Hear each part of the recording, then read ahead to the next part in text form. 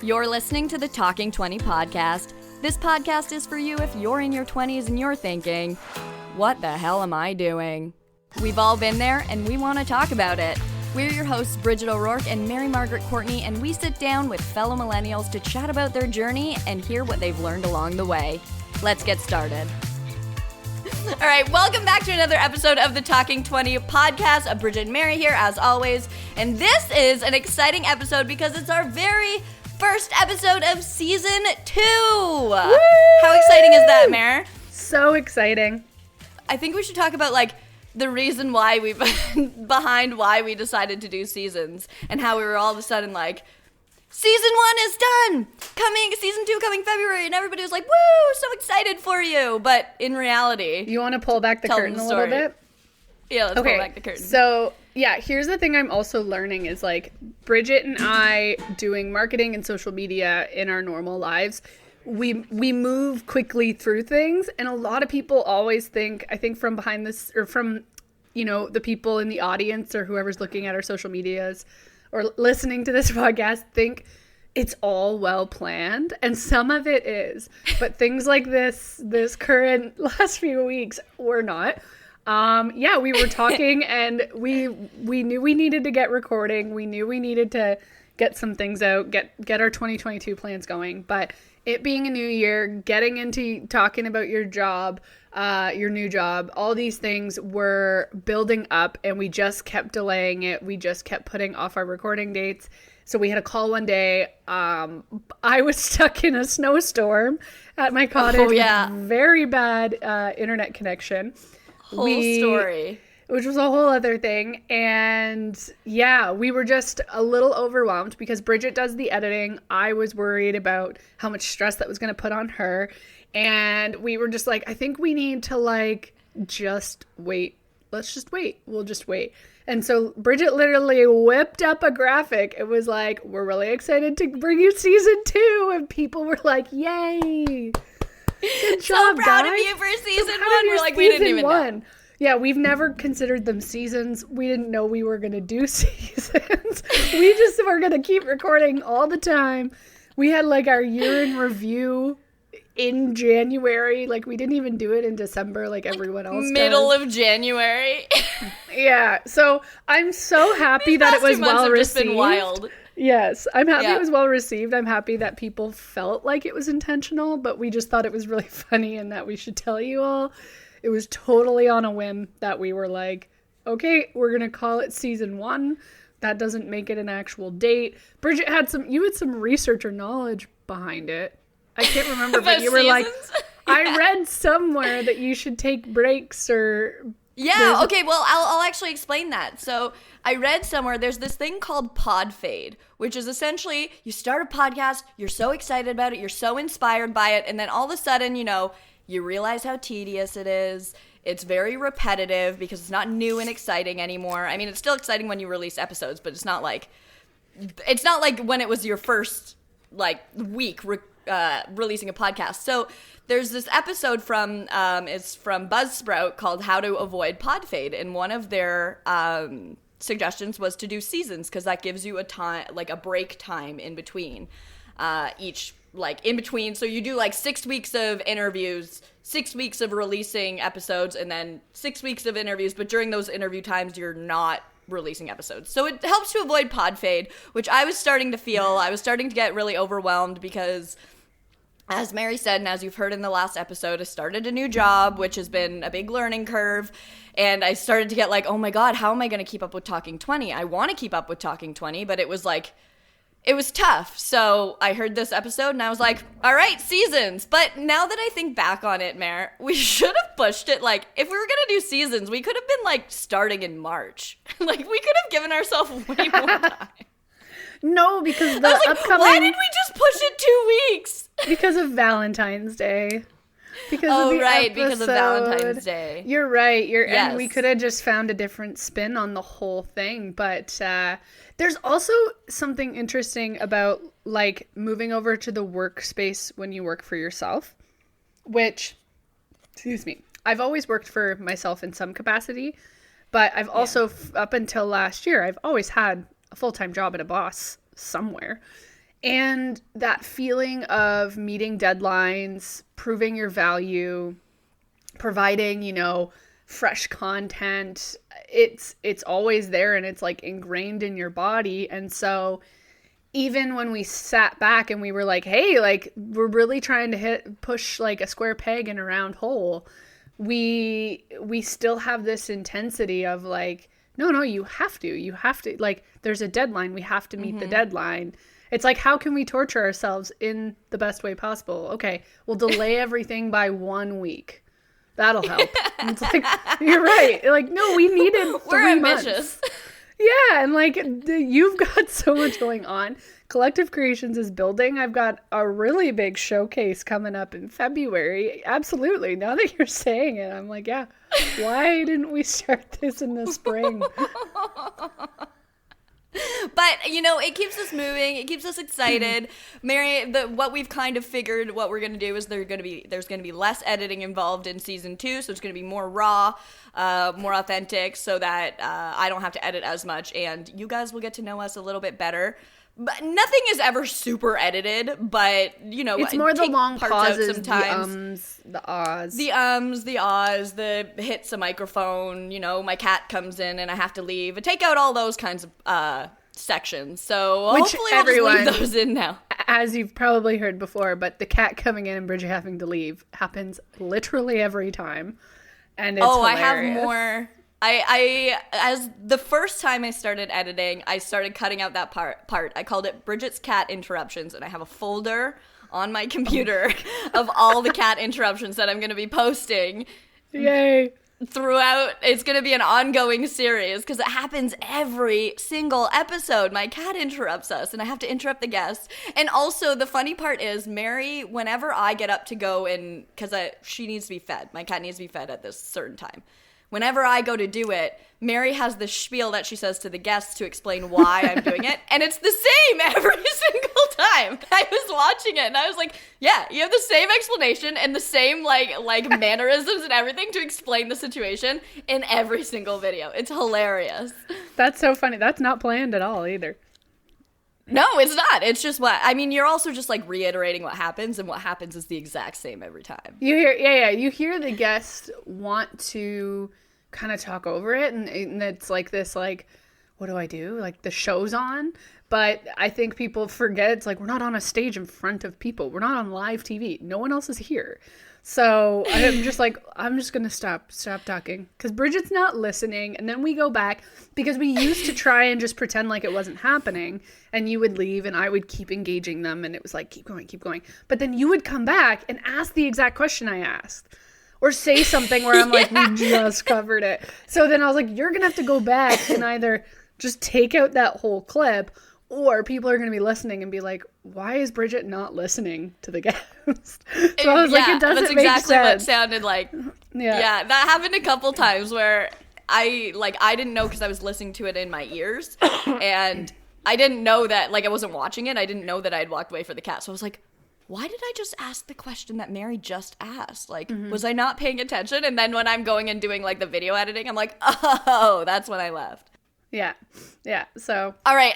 That's really funny. Yes. Let's move on to our pre-episode chat part about next week's release. Is it next week? Yes, it will be next week at the time that we release this. We're recording a week in advance. But so our guest coming up, our first guest of season 2, this was a super special episode because not only was it the first one of season 2, it was our first 4-person episode, but it was also with a returning guest back by popular demand from our very first episode talking transgender. Liam Jotham is back on the show and joined by his lovely, lovely girlfriend, Katie Havens. Eventually to be known as Katie Jotham, which I'm so excited about. Yay. And they came on to mostly talk about their relationship, talk about, what it's like being in a relationship with and as somebody who is transgender. We didn't really focus on that, though. We kind of went in thinking that was the route it was going to go down. But it mostly just came down to, we were talking a lot about communication and communications in relationships and how they keep an open line of communication. Yeah. And it was cool because you're a little bit delayed. but it just caught Oh, am itself I? up. Okay. You just caught up, so I think we're okay. Okay. Yeah, so it was interesting because Bridget's met Katie virtually, and so you kind of knew a little bit more about her going in. Obviously, Katie is from Texas. Katie is from Texas. So FYI. we were doing, it was That's our why I first met virtually. interview with two people that we were interviewing. So we had 4 of us on at once. That brought in some fun and technical issues, but we dealt with that. Woo-hoo. And then this was my first interview with Liam and my first interview with having to go through the work that Bridget put in the first time she did this interview. Now, the first time Bridget did the interview with Liam, you're working with your best friends, so you're able to, shoot the shit, kind of filter yourself ahead of time, ask certain questions that you wouldn't ask on air, blah, blah, blah, all that.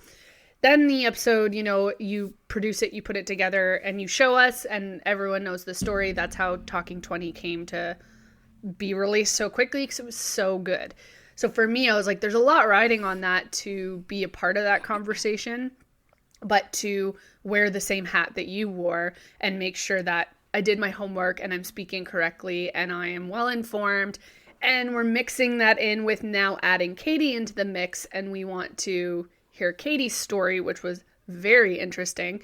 She has her own journey through her 20s, and yeah, it was so fun because we did a lot of work ahead of time. We really thought through our angle for the episode and the interview, and then when we started talking to them, half of it got thrown out the window because they answered the questions so quickly. But just hearing, and this is, Bridge, you can talk about why we're releasing it when we're releasing it, but just hearing about the relationship and the work that goes into it and how they came to find each other. It is such an endearing story. It could be a movie. It's so cute. Yeah. But man alive, those two work hard at their relationship. They work very hard. And to give the listeners a little bit of a background on their story, just to tell you why you should be listening to this episode. Katie and Liam met when Liam was identifying as female back in 2010, I believe. And they met online virtually. They're both very good writers. They both really like to write fiction, and I think that they were on, was it Tumblr or something? And they met there, and there was kind of a romantic-y thing, but neither of them really knew their full, identity, had a feeling of themselves yet. So it was kind of just a little fling. 2010, we would have been in grade 10, which means we're 16 at that point. And Katie being in Texas, that's, and she's younger, correct? No, Katie's older. Katie's 2 years older. Right, Katie's older, so, and she's from Texas, so the thought of even having feelings for any female would have been, at the time, for what not a conversation. This was not something, but her passion to this soul that she was connected to, which she talks a lot about, she was she just felt that burn and that yearn for that person. And when it was all online, it brought this really authentic experience for her to just feel love. Exactly. And then they get into eventually, I don't want to give it all. I want to talk about it all, but I don't want to give it all away. But things didn't necessarily work out, and Katie ended up getting married to somebody else. Was unfortunately in an abusive relationship, which then at the beginning of COVID, Liam kind of popped back into her life to say hey, how's it going? And then they ended up chatting again virtually for a really long time. Liam found out her story, and at this point, Liam was going through school for social work and, saw all the red flags and kind of helped her as a friend to identify that she was in an abusive relationship and help her take the steps that she needs to take in order to get out of it. She also has a son, which was another factor in the story. So after they ended up, talking and virtually for so long, Katie leaves her husband, and now and then there is development of Liam and her relationship after that. So it's just it's a very interesting, interconnected. It's very story. layered, and there's so much to it, and I think, you can go in assuming so much, hearing all those factors.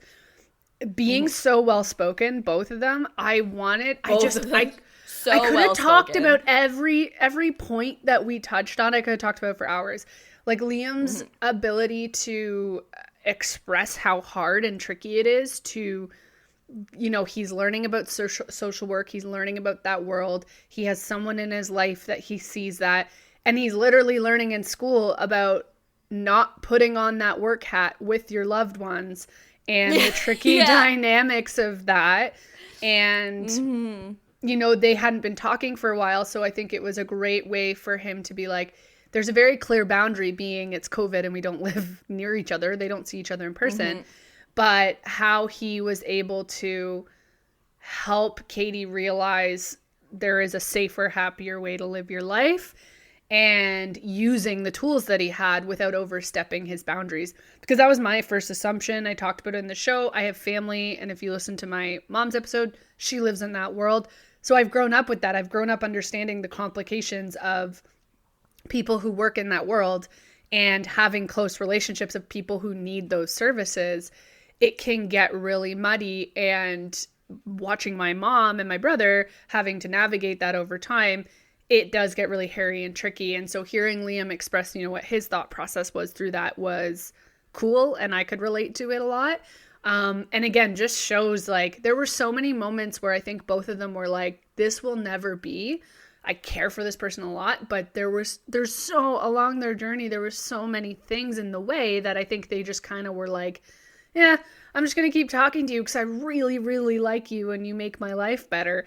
And they never thought it was going to be romantic. They never thought it was going to be something bigger, better, more special. And now even being in the relationship, we get into that stuff and we get into how they end up having a relationship. And then talking about now all the things that come along with a long distance relationship, things that come along with like Katie's history of abuse and now being in a loving and safe relationship, the baggage she brings into it.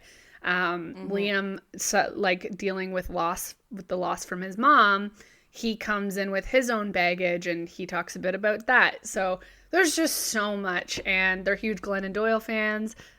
For anyone who's read Untamed, it's one of my favorite books. Really big Brene Brown fans. So, you know, those are all people that I listen to and I use to guide me through my life. So I just had so much fun, you know, chit-chatting about what they take away and all the little things they use in life to actually make this a good relationship. Yeah. And their skills, and like Liam has always been somebody who's like such a giving person and somebody who really communicates well and knows how to communicate well, and he emulates that to everybody around him. And he teaches people like how to do that. So it's just so cool seeing them together and seeing Katie pick up on these little things that Liam has always done, and like sayings that Liam has always done. And I'm sure Katie's been like that as well, and Liam's picked up some from her. And just seeing how they mesh together, these two souls, is just, it's so beautiful. And it's coming out also from the bond of you and Katie and Liam, like this little triangle. There were moments where I was like, oh my God, these people love each other so much. Like, you're just this big bundle of friends. And yeah, and like you and Katie are so similar, and there's all these little jokes about like Liam sharing you with Katie. And the best was, was it in the episode? I think it is, where it was Katie was like, for a little while, she was like, oh, Liam's in love with this girl, Bridget. That's one of my favorite stories. I hope that's in the episode. I hope so too. It was so funny. Like she was going to have an intervention with Liam to be like, do you love Bridget and she doesn't love you back? And Liam always goes, no, I love Bridget, but I don't want to rail her. Yes. So it's just such a great dynamic. It's such a great underlining thing. It's fantastic. Yeah. It's such a fun interview. Such a fun interview. We actually haven't listened back to it. So we did that interview a couple weeks ago. Liam, we were supposed to do it at the beginning of January, when Liam actually was in Texas visiting Katie. This was their first time actually like spending a week together and actually getting like the real, you know, authentic life experience together. So we were going to do it then, but Katie has a little boy named Jack, and something came up with Jack, so we couldn't, because that's what parenting is like.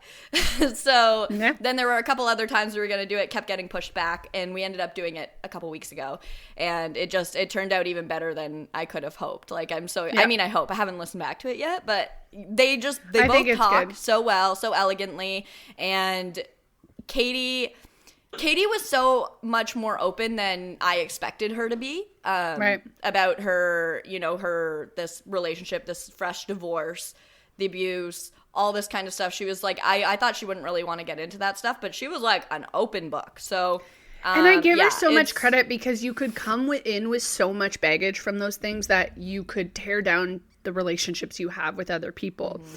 And my favorite little tidbit story that I'll give is when Liam was there visiting, and he like did the laundry and folded everything, but he didn't want to put anything away because he's the sweetest man on earth, and was like, I want to be considerate that I could make this a mess. And so Katie came home and he said, oh, I folded all the laundry. I'm so sorry. I would have put it away. I just didn't know where. And Katie said, I'm used to my laundry being thrown at me and thrown all over the floor. So the fact that you did that. And I was like, what a like genuine moment for such a like minute, small, irrelevant life fact. But like, she was just like, this is love, and oh my god, this person's in my life. And so it was like my favorite little story. And yeah, as you said, we're putting it out on Valentine's Day, because we think it's such a great example. A couple days before, because it'll be a Friday. But yes, for Valentine's Day. I don't really celebrate Valentine's Day, so I'm like, yeah, me neither. We talk a lot about how it makes us want to barf. Yes. I mean, I get it. I'm a little irritated that Valentine's stuff comes out January 1st. Because I'm like... Yeah, I'm not over Christmas yet, first of all. Yeah, and like, it's the same as like New Year's and stuff. I'm like, we don't need this stuff to be out for 6 weeks. 2 days before. 1 week before, I'll give you. But why is Valentine's Day stuff out now? Like, it's one day that half of the people don't celebrate. I don't know. Yeah. I'm just like, speaking of, a little much for me. Speaking of half of the people not celebrating Valentine's Day, Katie also talks a lot about this isn't just an episode about them being in this amazing relationship and like, oh my gosh, the stars have aligned. Like, it's not all about that. Katie also talks about, her journey after the divorce of self-love, Liam's journey of self-love. Like, it's a lot about how they've, loved themselves, and that really helps them to love each other. Yeah, putting yourself first. Which is the first step to being in love, so I hear. And also, we also get a little bit, but don't fully go into Bridget's boot camp. Bridget's breakup boot camp. Bridget's breakup boot camp, which I'm starting to think we need to make a real life thing. So can we talk a bit about it? Of course. Okay. Absolutely, we can talk about Bridget's breakup boot camp. Of course, on how to get through a breakup. So I went through a breakup last year, in May of last year, and it was tough, obviously, as all breakups are. I was in a relationship that I really saw a future with, and it kind of caught me off guard, breaking up, and so it was a lot. And so what I did was, he and I, something that was like special in our relationship, I guess, kind of just like a thing in his life, but special to me, was he has a boat, and we would always go out on the boat and look at boats. So and we would always listen to this one song from Milky Chance. And so the day I was like feeling really crappy about the breakup, I went down to like the bayfront in Hamilton, like where all of these boats are, and I listened to our song, and I looked at the boats, and I looked at people having fun in the boats, and I bawled my eyes out, and then I did breakup yoga like on the grass. And then I listened to like badass bitch music, and I went home and I was like, what's breakup yoga? Is it like flow? Is it like intense? It's like yoga flow, but like, no, it's like yoga flow, but it's very gentle, and it's very much about Zen. Like and like the talk that they give you during it, kind of. Okay. Also, I don't even know if it was breakup yoga. I think I just did yoga. I just call it breakup yoga. Oh, that's what I mean. I'm like, sure what is breakup yoga? Is it like, roar, or is it like, I need to take some breaths and like, no, it's myself? like, I need to take some breaths and love myself. Amazing. And it's a lot about like, experience these feelings. Everything you're feeling is okay. Like, let it come out. Do some stretches. Get all the tension out of your body. Those kinds of things. It's so healthy, but it's hilarious because I didn't know about this, and when I found out, I just sent you a text. As I don't like to bombard people when big life things are happening because you get so many people messaging you and saying things. So I just sent my like, hey, are you okay? And you said, I'm not okay, but I just got to do my Bridget breakup bootcamp program. I'll be good in a week or two. And then sure enough, like in a week or two, you were kicking ass. And then you still, like, you'd be honest and be like, not ready to go there or not ready to talk about that. Like, there were times on the podcast where you were like, can we not go there? And I was like, yep. But besides that, I was like, damn, that program really works because, like, she got it out. There was no resentment. You had reflected, you had accepted, and you had moved on. And I was like, hot damn, what is this? Yeah. It was great. Bridget's Breakup Bootcamp. If anybody needs any tips or tricks on how to go through a breakup, I've been through a lot. I can help you out. I can even write you your own training program if you'd like. Tell me your favorite thing to do together, your favorite song, and I'll tell you where to go and how long to be there, and I'll send you a yoga to do in the meantime. Yes. I can sell this as a package. Valentine's Day package. And it's like, okay, well, what phase are you at? All right, so you need to go get a bottle of wine, your favorite bag of chips, whatever kind of are you sweet or salty? You're sweet? Okay, you're going to go get a lava cake. That's what you need right now. Oh, yeah. Or you're like, oh, you're at that phase? No, honey. No more wine. Just like no mentor. More wine. I'm like a breakup doula.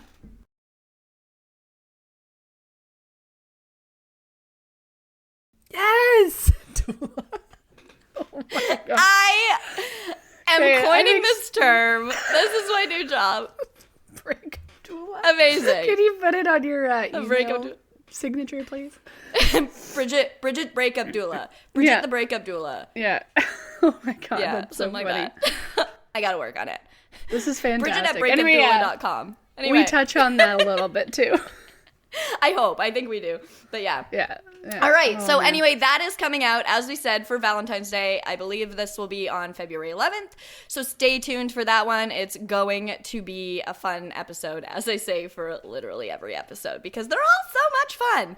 And then after that, we have some other great ones coming up following that. So some cool things. We get going into season 2.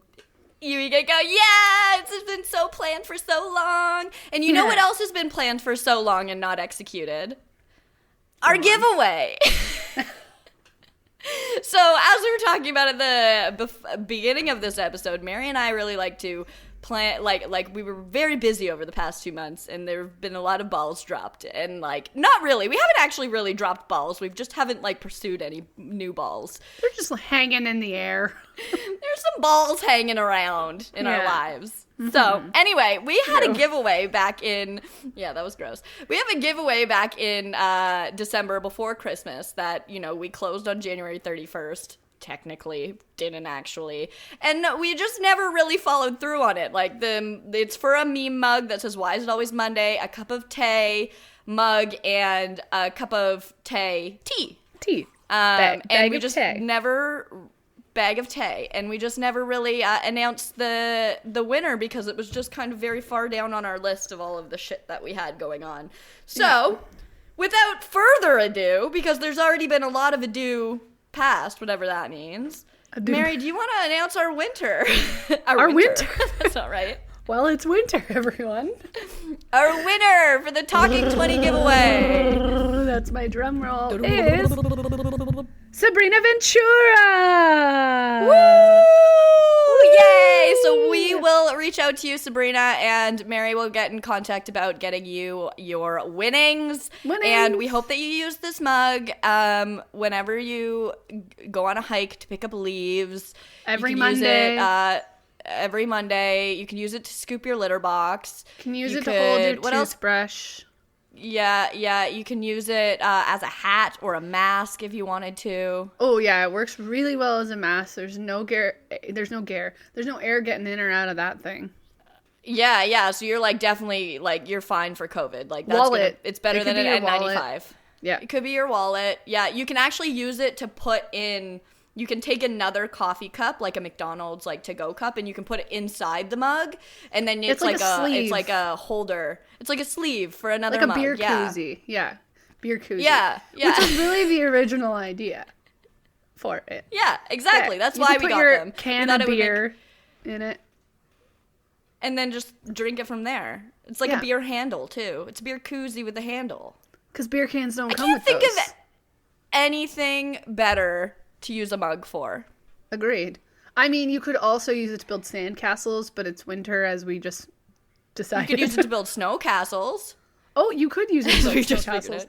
I will advise that, that's not what it was originally intended to, but throw it on the list. Yeah, that's stupid. Snow castles are stupid. Everything else was very smart. We've lost a lot of our 3 listeners in the past 4 minutes. Yeah, so anyway, Sabrina, pick up your new mask from Mary Margaret. She'll be in contact to get you that. All right. So now another thing we've been doing recently is guesting on other podcasts. Actually, we've only guested on one. Because the other ones keep getting moved. Yes, we are starting to. Okay. There are some planned for future. Yes. So we were guesting recently on the Bar High podcast, which is Spencer Barlow's podcast. And if you listen to, I believe it was episode 14, or actually I have no idea, but it was Chasing Curiosity and Living with ADHD with Spencer Barlow. That was one of our episodes.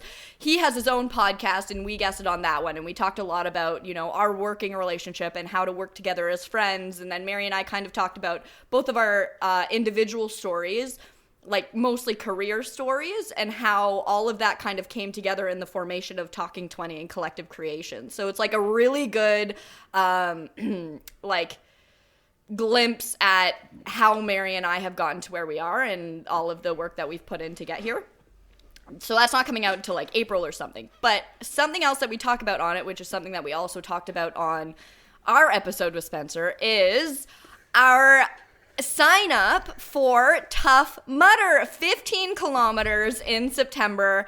When we did the interview with Spencer, it was probably our original interview when we decided that we were going to sign up for it. It was probably October of 2021. Now it's January of 2022, and that means that we have to start training. Like, at that point, it was like, okay, well, this is in the future, so, like, future Bridget will deal with that. Yeah. Now it's future Bridget and Mary, and we got to start training for Tough Mudder. So, Mary, what is your plan? Also, apparently, we're doing another marathon as well, because Spencer convinced us to do another marathon on the most recent podcast episode. It's so funny, because he talks about them like they're no big deal. And he's like, that one's only 30 kilometers. And I was like, you could do that in your sleep. Please. What are you? But he doesn't even flinch. And I'm like, no, you don't understand. 30 kilometers. And it's in March. So I said to him, I was like, I have asthma. Winter and lungs don't like to go together when it's this cold. And so I was like, I don't know. It just really scares me. And he's like, good. He's glad. But glad even then, he's like, I was like, why aren't you understanding? Even then, the most motivational speaker still finds a way to be like, no, but you can still do it. You can still do it. So we originally I don't care if you're going to suffocate. Still do it. You're still good. He's like, good, you're scared and it's hard. You do it. And I'm like, I believe that philosophy. Damn, what's happening? I did not think I was someone that succumbs to peer pressure ever, but he's really good. So what happened was we ended up agreeing to do it. So yeah, I guess by the time that episode comes out, we'll have done it already. It's the run around the bay in Hamilton. It's 30 kilometers. However, we are not going to do that because we're not idiots. We will not achieve that by March. But you can do it, or ever, maybe. We will do the relay version, which is like you tag off. Now, we haven't signed up yet. However, and I think the spots are sold out. So at 5K Score! I think it's a 5K word. Hopefully Yeah, but I think we actually have to sign up like today or something because we were gonna do the 10K relay where you do 30K but with 3 people. But then his girlfriend messaged me and she was like, "So that's sold out," and I was like, "Sick." Great. And then, but she was like, "But the 5K isn't," and I was like, "That's actually way more attainable." Like, I like the idea of doing a 5K because 10K right now.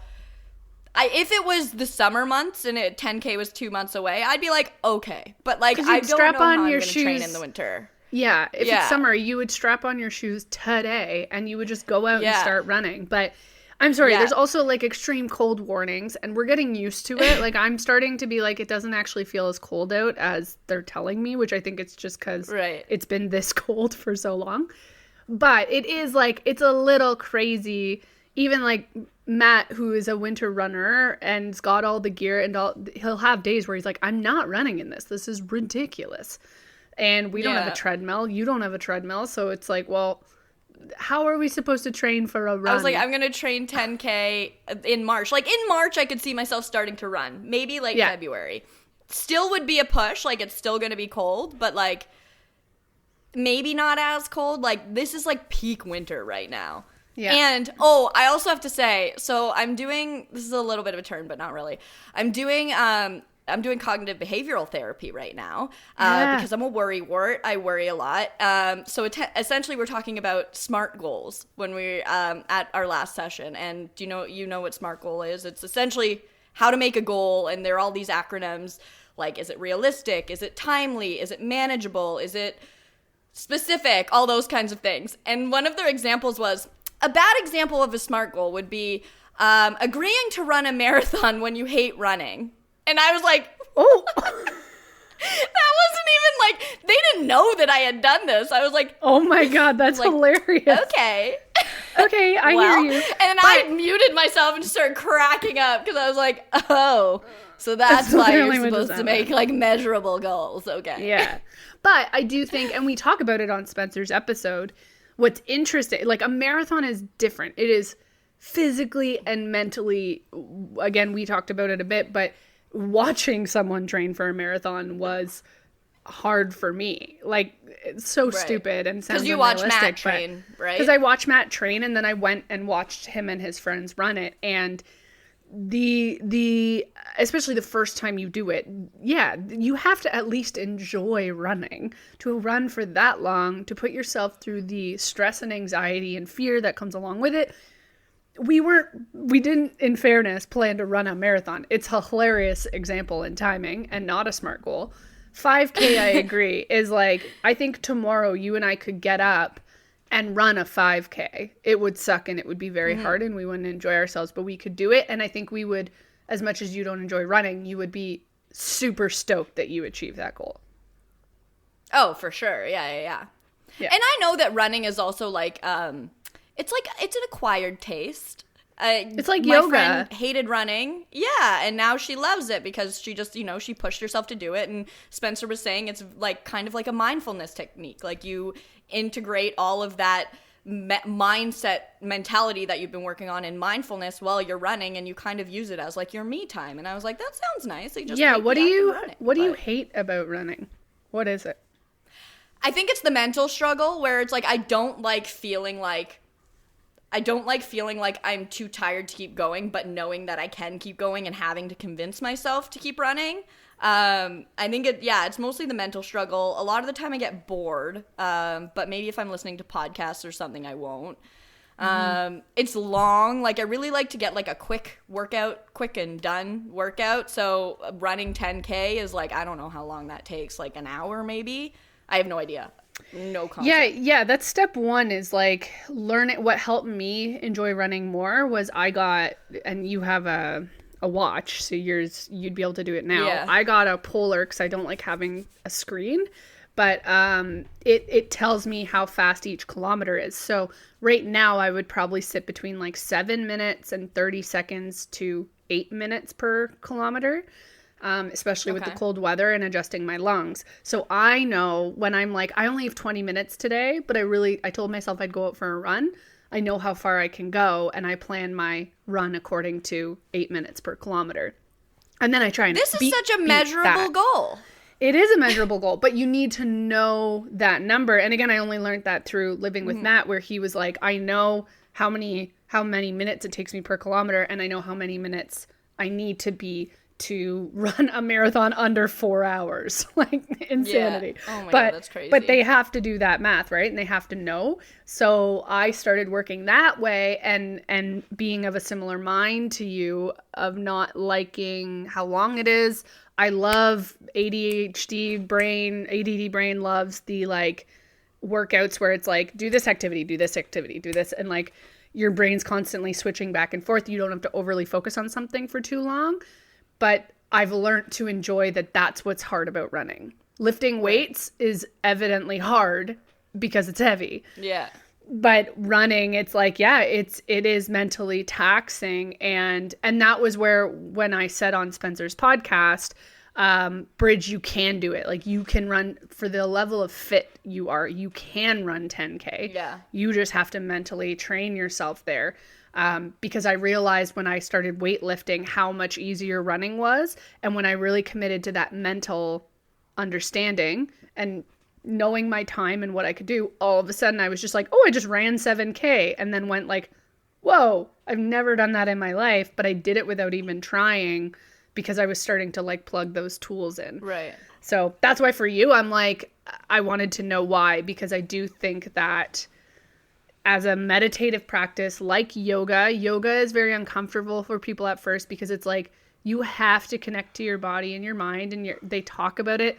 They trigger it while you're doing it. And if you're not comfortable with that because you just want to like, you know, get ripped and get those endorphins flowing and lift heavy weights, and that's what you're used to, yoga is very frustrating because it's at a different pace. Right. So the fact that you love yoga, I'm like, I feel like you just need to learn to like the pace of running. It's true, yeah. And yoga was an acquired thing as well. I hated yoga. I would talk about yoga the same way I talk about running 2 years ago. Like, it's boring. It's not good for, like, my ADD brain is just kind of thinking about all the other things. I can't really, like, focus in. But once I learned to, like, mentally get into that practice mode, I love it. And sometimes I don't. Like, I have to be in the mood to do it. And I feel like that will be the same with running. But yeah, so this 5K that we're going to do is at the end of March. Hopefully if it's not sold out.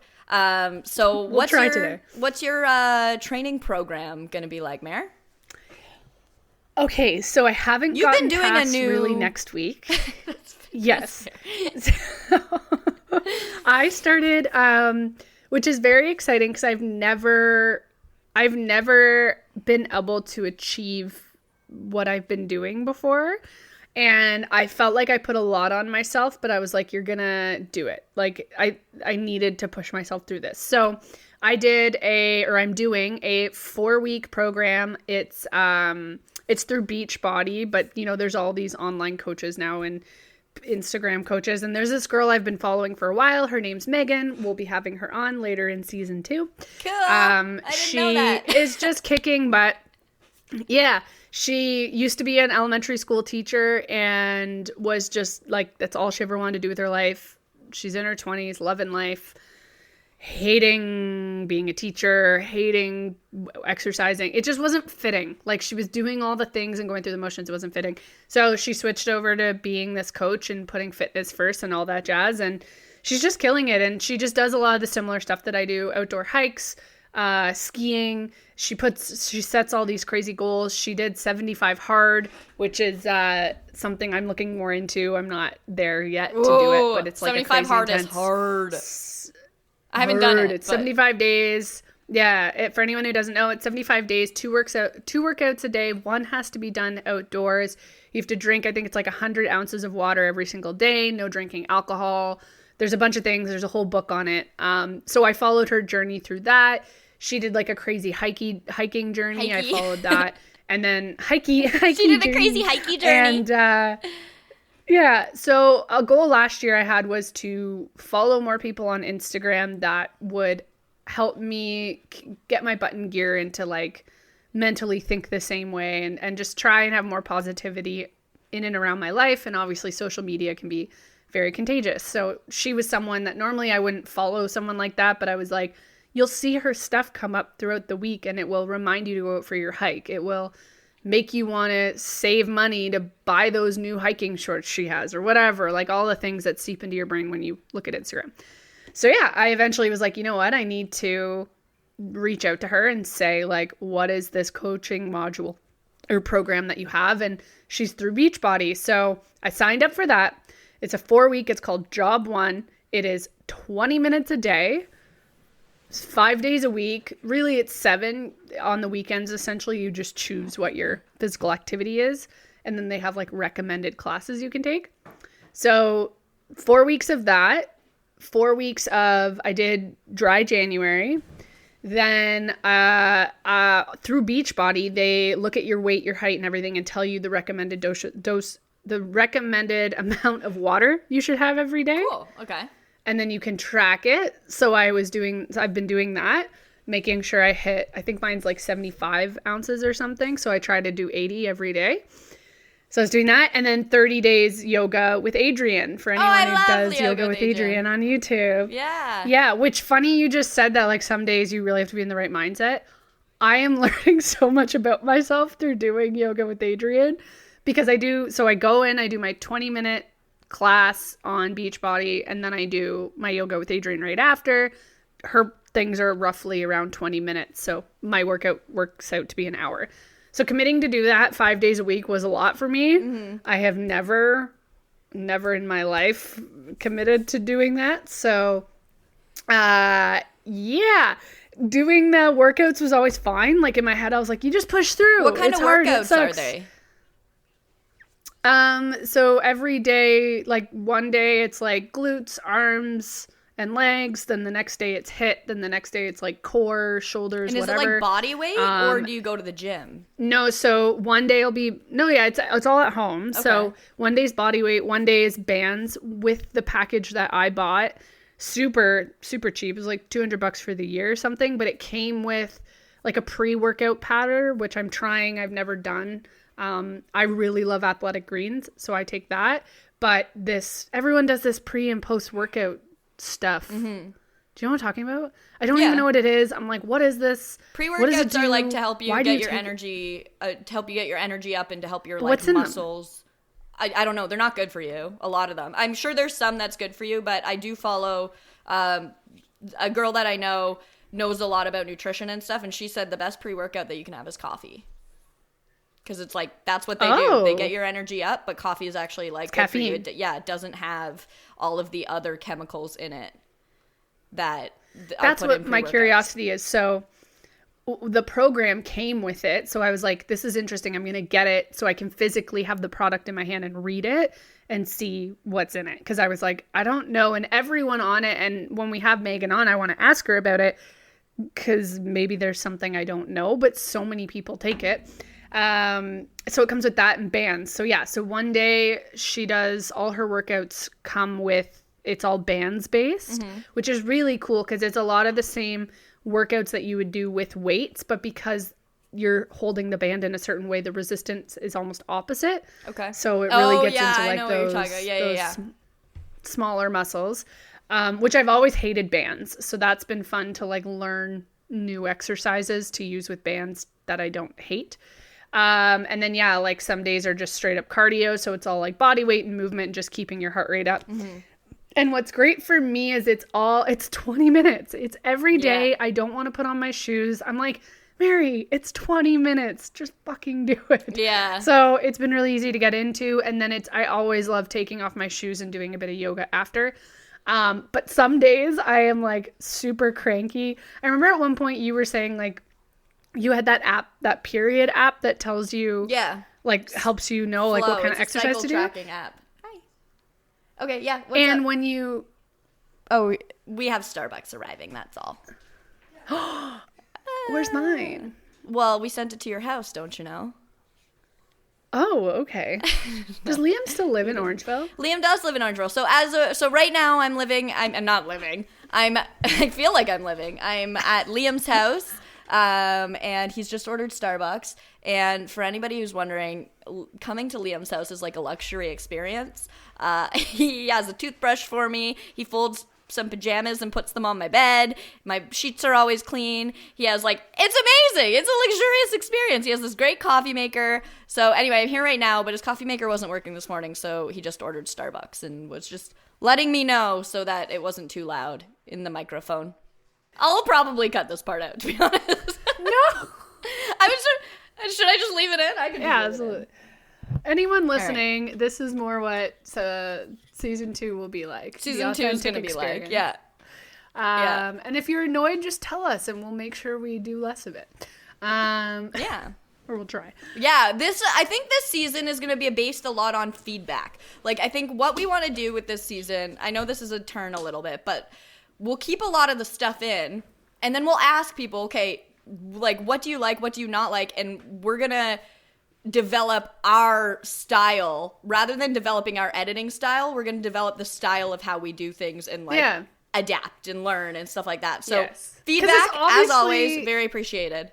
Yeah, and it's really hard to know, people in our lives love our authentic, personalities and our relationship. And, I have friends that say, my best friend Sabrina always says, I love listening to this show because it's just I'm spending time with you. I'm like, that's so nice. And it's a big hug from my friend. But that's not how my podcast is going to get successful, because not everyone wants to spend time with me who doesn't know me. So it would be interesting to see if we do, if we just have more of this authentic stuff in it. Or people they're funny and it's fun to listen to, or they no, it's just annoying and we're listening to how they got coffee get to the point. To their house. Yeah. But I kind of want to know, does it work? Yeah. Let's try it. We'll make this season more fun. All right. Yeah. What were you saying? Okay, what were we even talking about? It's hilarious because we were talking about health and fitness, and then you got a caramel macchiato bacon sandwich and coffee cake delivered to your house. So this is my training schedule. I know you're about to ask me about what I'm doing to prepare. Yeah, so let me wrap it up. So that's what I'm doing. I'm really loving the Beachbody thing because of the lockdowns, because of the inconsistency of having a gym. It's so cold outside. I love winter hikes. I love being outdoors. So my original plan was not going well when the gym got shut down. I do Pilates, and that's more for a physiotherapy standpoint. All those things. So getting into this program is exciting. I have never followed a 30-day stick to it thing. So that was really exciting. Dry January, I did cut it off this weekend because in my head I was I'm just going to end up having drink on a Wednesday, and that's stupid. I don't want to drink during the week. So had my first glass of wine last night. It was fantastic. And I'm going into my 4th week of this whole program, and we'll finish it up. And then from there, Spencer gave us some good tips and tricks on things we need to work on. So I'm going to up my game a little bit more. I need to get some more heavy weights. So yeah, the run is exciting because it's sooner. So that really puts my butt in gear for that. But the Tough Mudder, I'm still wrapping my head around what I need to do. And I'm really interested to hear what you're doing, because you and I started doing some hard training during COVID just simultaneously. And I felt really good about where I was at until I did a workout with you at my cottage. And I was holy shit. What you were doing was so intense. So I'm really excited to hear what you have planned, because yours, it seems like you've got a better, harder program than me. Well, I'm not doing... So the one we did 2 years ago was F45. I'm not doing that anymore. For no reason. It's just when COVID shut down, I kept doing their virtual programs, but then I actually got introduced to Peloton, and I really liked it. I love F45, and I loved supporting the local business, but I wasn't getting the community aspect of it. So I'm not doing that anymore, but I'm doing Peloton. And what I'm doing is I've kind of created a schedule for myself. So similar to yours. Do you have the bike? Where I'm just... No, so Peloton also has at-home workouts that you can do. You just need dumbbells, essentially, a variety of dumbbells, which I invested in over COVID. I've kind of created a schedule for myself where I do 30 minutes a Peloton workout every day. So on Mondays I do cardio, like a HIIT cardio. On Tuesdays, I'll actually do a 45-minute strength. Wednesdays, I do a HIIT cardio again. Like, I try to stick to actually the same training schedule that F45 had, where it's like 1 day cardio, 1 day strength, 1 day cardio, 1 day strength. But on Thursdays and Fridays, I like do accessory work on like my glutes and legs and my chest and back. So it's just like a revolving program that I've created for myself. And like, sometimes I do it, sometimes I don't. And then I also add on a yoga to it as well, hopefully. But something that I'm really focusing on right now for like yoga and stretches and stuff is like my back, and like trying to make sure my posture is really straight and stuff like that. I actually got that. You may have been having ads for it. I had ads for it. It's called the Upright Go, where it's like a little thing that you stick to your back and it like vibrates when your posture goes down, and it reminds you to like go up. Yeah, I got it.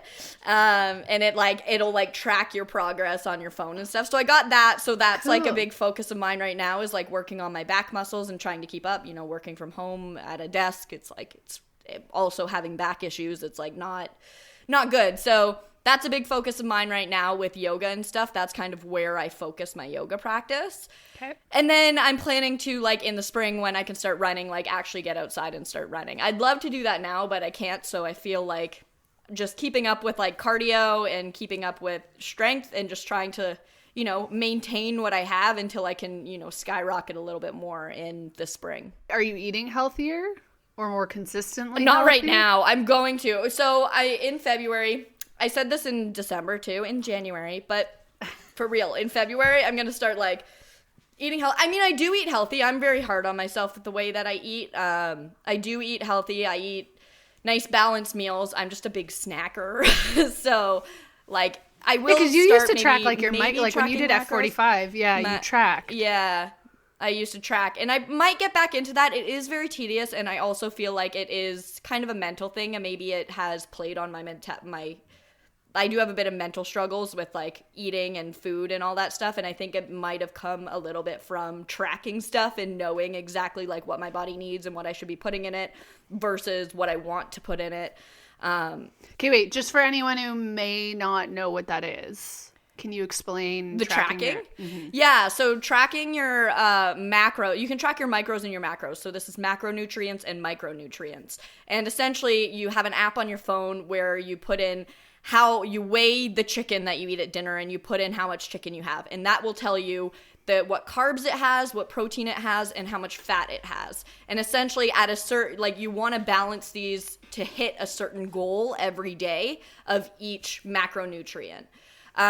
So for me, I think it's like you want to have like 120 grams of protein and 100 carbs or 160 carbs and 70 fat or something like that. You hit that every day. You try to hit that, but it's all a balancing game because every piece of food has all 3 macronutrients in it. Yeah. Which is super interesting because I think some people listening would be like, oh, that's so cool, or they do it, or other people might be like, that's way too extreme and it's ridiculous. But the thing I'm learning over time, I just had a conversation with someone about this the other day, is like, it is insane. I think it's a great learning process to really understand where you get your food, what's in your food. Because as much as I can understand my proteins and my vegetables and all that, it really does, doing that work would give you a big insight on like how many days of the week you miss the mark, or how often, like, especially when people are like, I want to lose weight, or my doctor says I need to lose weight, or whatever, like you try to get back on track and you may be really, really doing it wrong. And tracking your macros, I think, would be tedious and horrendous and hard, but could be a great experience. And then interesting to hear for someone like you, who is, you like your processes, you are a bit of a perfectionist, you really hone in on these. It could almost be dangerous because, there's like these after effects of over analyzing. Because as much as like we focus on health and fitness all the time, I love that you're going to eat your bacon sandwich. I love that, like, and I'm like, I'm going to go get a croissant later, because I think you need to also have those enjoyments and indulgences, because we're so hard on ourselves every day to hit those marks. Yeah. So for you, like, what are the effects that have come into play that you don't like? It's a lot of like, okay, so every once in a while, I also like to, if I haven't tracked in a while, go and track what I'm eating in a day, and it helps kind of like light a fire under my ass, because then I can see, okay, Bridget, you're like way overdoing it on the carbs. It kind of helps you keep like within the range of what you're supposed to eat. But then it gets to a point where like, right now I'm fine because I'm not tracking macros, but if I saw this bacon sandwich, I would start to think, okay, like that's going to be all of my fats for the day, which means if I eat that, I can't have any other fat for the day. And that's not a healthy way to think. There's a balance to it, right, though? Because it's like, it's changing bad habits. So it's like, when are you overindulging? When is it too many excuses to be like, oh, don't worry about too many fats. Don't worry about the snacking. It's healthy to have that balance. And then all of a sudden, you really don't eat healthy, and you choose the bad things when you could have chosen the good things. Like, if you're really honest with yourself, you could be like, man, every day this week I ate clean. I ate whole foods. I didn't have a lot of sugar. I feel the same way. I get really intense, and then I'll look back to how I ate in like high school or in college when I first lived on my own, and I'm ridiculous. Like, oh my God, like you're leaps and bounds ahead of where you were. How was I functioning? Yeah. And what's tricky is like I went and did a like fitness health thing. My parents gave it to me as a gift one year, where I went and they did like all these tests on me. They test my lungs, they test my heart, they all this crazy amount of stuff. And what was great, is afterwards they look at your results and they say like, okay, we're going to send you to a specialist for these following things. So I got a specialist for a podiatrist because my feet are a disaster, and I got a specialist for my lungs because my general health and like medications for my lungs weren't on track, which your mother will be grateful to hear, because she was saying it for years to my parents that there was probably some damage being done and I needed to see a specialist. But in that, when they looked at like my food and my fitness, they literally said, yeah, you're like an average healthy person for your age. And at that point, I was the least healthiest, biggest I've ever been, which a lot of people would have looked at me and been like, you're not big and you're not unhealthy, because naturally I'm not someone who just like packs on the pounds, and you can like, my face doesn't like swell up, and I don't get like a hugely round belly, things like that. My body shows it in different ways. So, and I remember saying, I don't like that just because I'm young, they're like, we're not worried about your cholesterol levels. They're high, but whatever. Whereas if it was my mom, they'd be like, fix it now. Yeah. They'd be like, no, this is a problem, because you could end up having a heart attack, because people in your age range, if they don't fix these problems, have heart attacks in the next 10 years. So because she's in this like age range of a number where the statistics are higher, they worry about it. And I was like, just because I'm younger, like, kick my ass, tell me my cholesterol's too high and to be better. But they were like, nah, for your age, it's fine. Because statistically at this age, people are fine. And I was like, this is not helpful. And it really does send us to this place of like, just eat the Big Mac, sweetie. It's fine. Like, don't.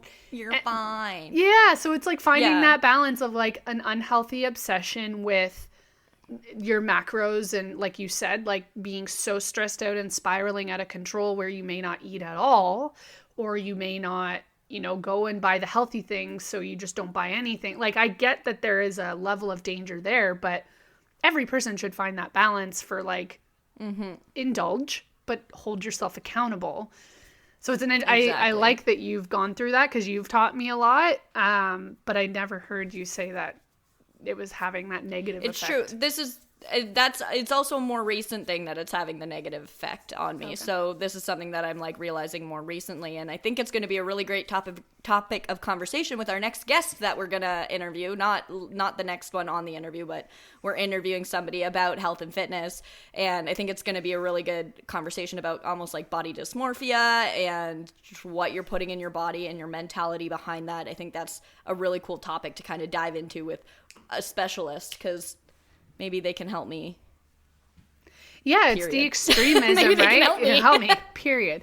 It's the extremism. I saw it in college with a lot of dancers, and I luckily grew up with a family of a mom who has a very balanced look.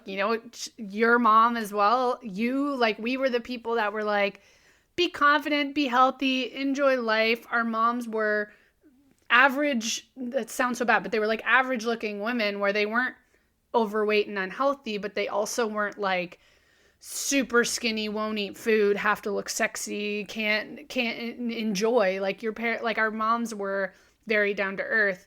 And then I had men in my life that celebrated realness, right? Like my dad doesn't like nail polish. They like the natural looks, no makeup. So when I went to college and I saw these girls who were dancers that like wear makeup, they're so upset when their thighs don't look toned and beautiful, staring at yourself in a mirror every single day. I was like, oh, this is dangerous. Like anybody's mind. And what's interesting, the guest you're talking about is a male. So I've never considered how a male's mind can spin out like that and can unravel. Because people just don't think about it. People think about it's stereotypical body image issues, women and body dysmorphia and all that stuff are young girls. Yeah. But there are older people who feel that way. There are younger people who feel that way. There are men, there are women. There are every gender feels that way. So it'll be super interesting. The big target that gets missed is like, especially as a girl, you grow up kind of like where they're like, don't talk about, you know, how they look in that shirt or what your butt looks like, or like it's almost like we went into this sensitivity world of like, it's not about how you look. But like you just said, you're like, I'm noticing these effects and changes on my body. And like when you feel hot and when you feel good about yourself, you want to keep working out. You have those endorphins. You feel good about the shirt you're in. You don't feel like a sad sack of shit. You eat the healthy food because you're noticing the things in your body. But there's I think it's like this like wheel of like, it will activate good behavior if you're seeing positive effects. And we can't ignore the fact that, yeah, we feel better about ourselves when we look good in the clothes that we're wearing. And I'm not like, whatever, I'm not fat shaming. I'm not doing any of that. I would still say that there are people of all shapes and sizes that when you eat healthy and you're exercising and those positive endorphins are there, or the endorphins are there, you genuinely just feel better and hopefully make better decisions with your life. But when you feel like shit and eat like shit, you stress yourself, you physically stress your body, and then you don't feel good about yourself, and then you go into that like shame spiral. So yeah, I think like the reason I'm bringing this up, it's all the mentality behind it. I think this is going to be a huge part of our journey training for the Tough Mudder. I want to talk about it more because I think that us training for it, and it's just going to look like Bridget and Mary getting jacked, feeling good about ourselves, doing a Tough Mudder. I want to try and be more vulnerable about the harder mental states of what this is going to be. Absolutely. I'm just terrified I'm not going to do it. I'm terrified I'm just going to fail by not trying. Right. Me too. I have that as well, where I keep thinking like, especially now because it's like, okay, well, I can't start running now. So like, it feels like an excuse right now, but I'm also like, well, what if I don't start running in the spring? Like, what if I make an excuse then too? But then also on the other hand, I'm like, okay, but it is really cold outside. Like, I actually can't run right now. But there are those fears where I'm like, what if I don't do anything? And then by the time the Tough Mudder comes, I'm like, oh shit, it's tomorrow and I haven't done anything. Like, I'm scared. And that's why we need to be really real and authentic with this and talk about our training program and talk about the mentality process. And I'll be honest about, you know, if I have body image issues, not necessarily body image issues, it's more so like eating, and like if I'm worried about what I'm eating, or if I indulge and then I get really hard on myself, I'm going to be honest about that stuff. And I want to be like open up that conversation a bit more. Stay tuned and follow our journey on Instagram, where we're going to be, you know, posting stuff about Tough Mudder and our training programs. And also make sure to listen to the episode with Liam Jotham and Katie Havens coming out on, I really hope it is February 11th because I keep saying that, but coming out on the Friday before Valentine's Day. It's a great episode. Really great about not only relationships, but also about self-love. And it's very, very inspiring, and it's a fun episode. So stay tuned for that. Make sure to follow us on Facebook, Instagram, and Twitter, and TikTok if you want, but we don't really post there, at Talking 20 Podcast. And we're bad millennials. Have a great week, because we're bad millennials. We're not Gen Z. We're not Gen Z. And have a great week. We'll see you next time. Toodles. Bye.